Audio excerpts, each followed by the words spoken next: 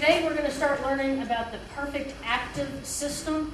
Up until this point, all the verbs that we've studied have been in the present system. So we learned present, imperfect, and future tenses, and those all came from the present stem of the verb. And you get the present stem of the verb from the second principal part.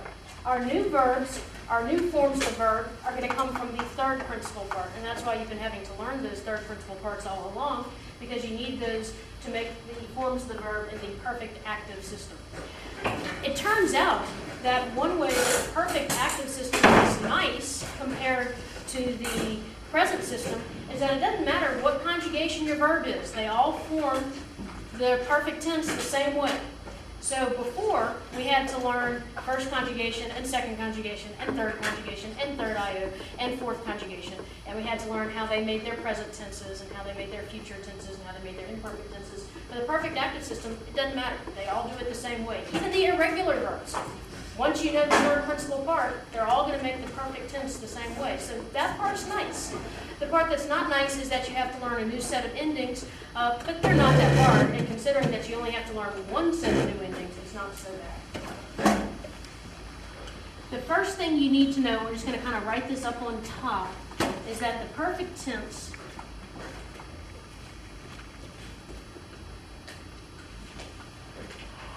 can be translated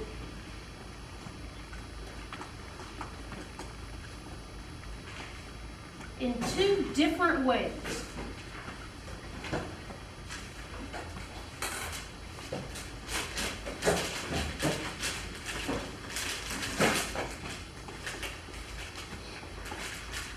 One way is the simple past tense. And this is why I didn't want you to use the imperfect for the simple past tense, because the imperfect is not the simple past tense. That's reserved for the perfect tense.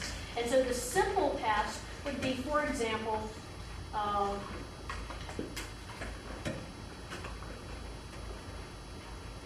I walked. That's the simple past tense. He walked. You walked. They walked. No extra words in there, just the ed. Some verbs don't have the ed, but that's just because they're irregular verbs. You wouldn't say I eated. You would say I ate. Okay, but it's just a plain old simple past. That's one way. There's another way that's a different way to translate it. And this way shows completed, it's what we call completed aspect. In English, this tense is called the present perfect tense. In Latin, it's just the perfect tense. And so this example would be I have walked.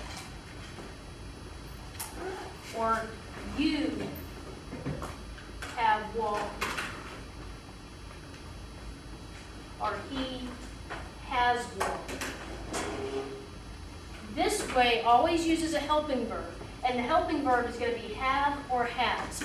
So if you use have or has, that's the perfect tense. Okay,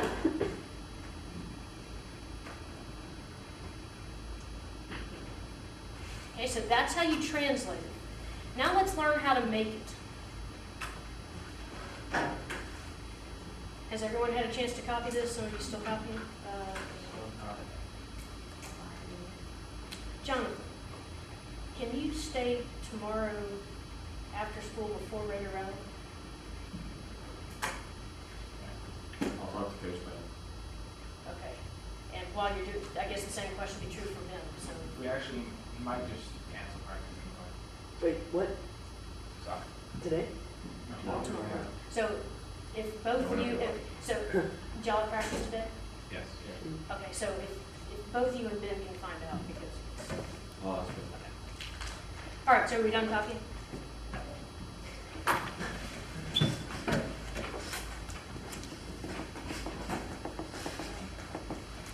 Okay, so here are the perfect endings. And like I've said, it's the same for all conjugations.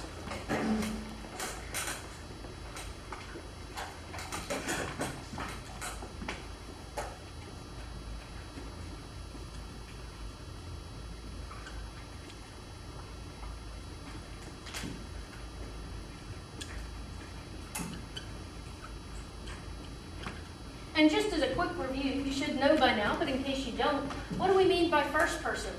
Who's doing the action if it's first person? I. What if it's first person plural? Second person? Second person plural? Y'all. Third person singular? She. Third person plural? They. Okay. All right. So the ending for perfect tense, singular first person is E, the letter I. So E. Second person singular is isti. And then I pronounce I. Never mind. The third person singular is it. The first person plural you'll like is imus. The second person plural is istis. And the third person plural, there's two forms. One form, the more common one, is erunt. The second form, the less common one, is ere. Are there different reasons?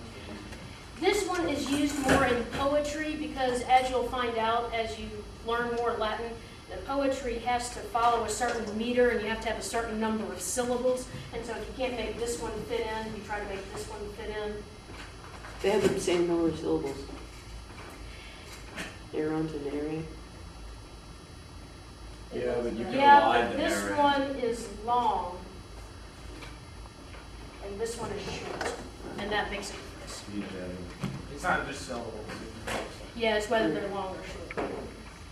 Okay, so those are our endings. So one set of endings that you need to learn: e, isti, it, imus, istis, erunt, or ere. So you got that, and you got them for all conjugations of verbs. Now, what do you do with these endings?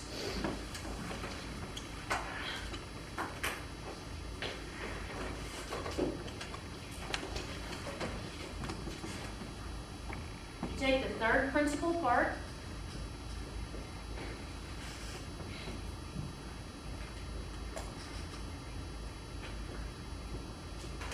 Drop the I.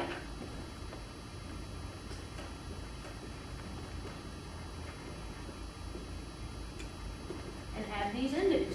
And that's how you make the perfect tense of a verb. That's it. So we'll do an example after everybody copies this down. Yeah, because this is really not bad.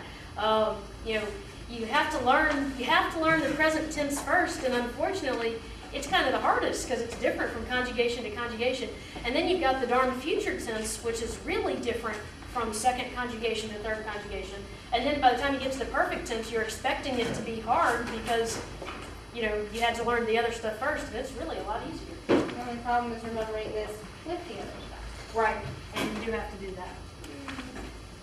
Okay, so it really doesn't matter which verb we use for an example because they're all done the same way. So let's pick a verb. Huh? No. Y'all want to do a move? Yes. Okay, we'll do a move. So let's remember, so our example will be a move. We do have to know the third principal part, and this is important because it's not obvious for all verbs. For amo, it's obvious because it's first conjugation.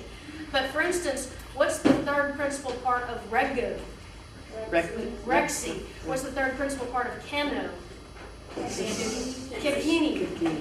And so you just have to know it. Now, amo, it's not hard. The third principal part for amo is amam.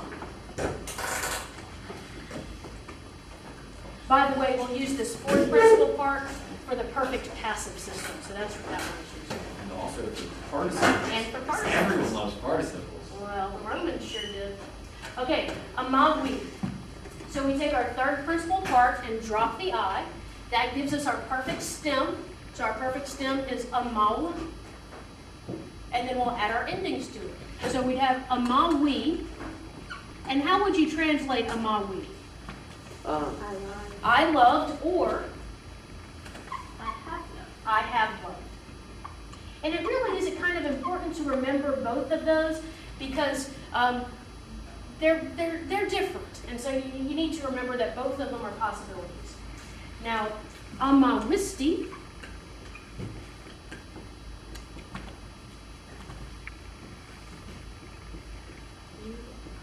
You love.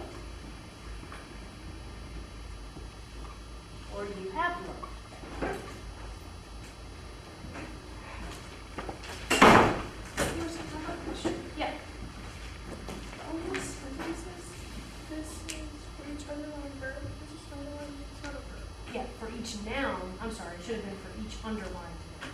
If a Okay. noun is underlined, you give the case and the reason for the case. If the verb is underlined, you give the person who uses this. Oh, okay, so I thought you put like every, okay. No. Thank you. Mhm.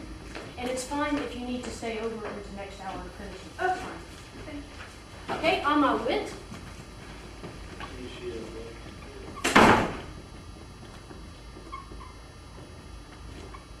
Or he, she, it has love.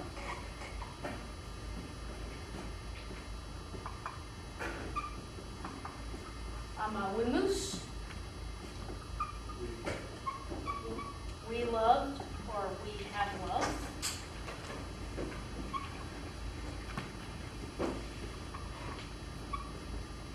I'm a wistus. You plural love. Or you plural have love. And I'm a werunt. Or I'm a were.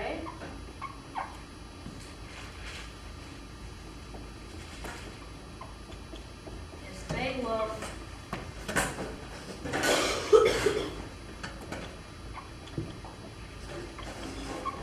Or they have lived.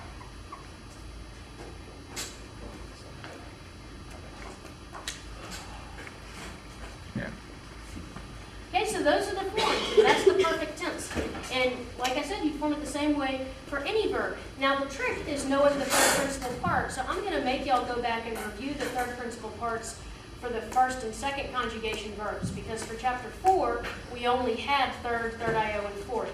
So, and I'll let you know, we'll go back and we'll add them to the notebooks and make sure that you know them all. But let's pick a verb and let's conjugate it in the perfect, and let's do it all together. So let's pick another verb, and the verb I'm going to pick is the verb sum. What does sum mean? To be. Well, sum means I am, sa means to be. What's the third principal part of that verb? We. Fui. And what would fui mean? I've been. I have been, or I was. I was. I was. been. So it's either I was or I have been.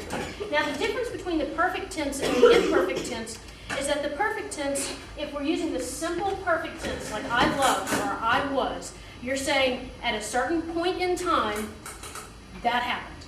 It's like a snapshot as opposed to a video. An imperfect tense is like a video. It's showing something that happened over a period of time. The perfect tense is a snapshot. It shows something that happened at one time. Okay, so in the perfect tense, let's conjugate the verb to be. It would be all together, fui, fuisti, fuid, fuimus, fuistis, fuerunt. Okay, let's pick another verb. What's another verb? Dico. Dico, what's the third principal part? Dixie. Dixie, okay? Dixie, Dixisti, Dixit, Diximus, Dixistis, Dixerunt. You may. Okay, so tomorrow we will pick this up and we're going to add the pluperfect and the future perfect tenses. They're just as easy as the perfect tense. Is the bell not ringing? The bell's going to ring in like 2 minutes. Oh. So that's all for today.